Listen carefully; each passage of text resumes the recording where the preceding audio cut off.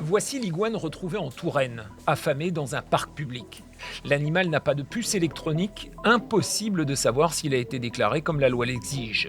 Il ne peut donc pas être identifié et on ne peut pas remonter jusqu'à son propriétaire. Tout porte donc à croire qu'il a fait l'objet d'un trafic. Une activité très répandue qui permet de se procurer des espèces rares sans autorisation. En France, et pour cette espèce, une déclaration en préfecture est obligatoire jusqu'à 3 individus. Au-delà, les conditions de détention se durcissent.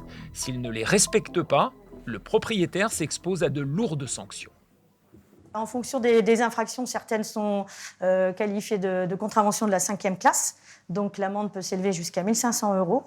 Et d'autres infractions sont délictuelles, où là, les peines encourues vont de 3 ans d'emprisonnement et 150 000 € d'amende maximum. Lorsque ces animaux, parfois potentiellement dangereux, sont retrouvés, ils sont placés en fourrière, le temps qu'un éventuel propriétaire se manifeste.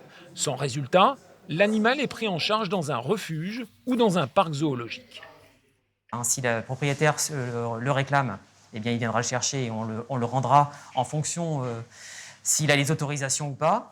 Donc après, il verra avec les forces de l'ordre. Et puis sinon, si personne ne le réclame, au bout du temps légal, eh bien, l'animal il va être acquis par la fourrière. Détenir une espèce dangereuse ou rare est administrativement difficile.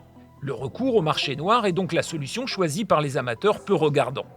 Plusieurs études confirment que chaque année dans le monde, cette économie souterraine générerait 160 milliards d'euros. En France, le trafic le plus courant concerne les tortues, terrestres ou aquatiques.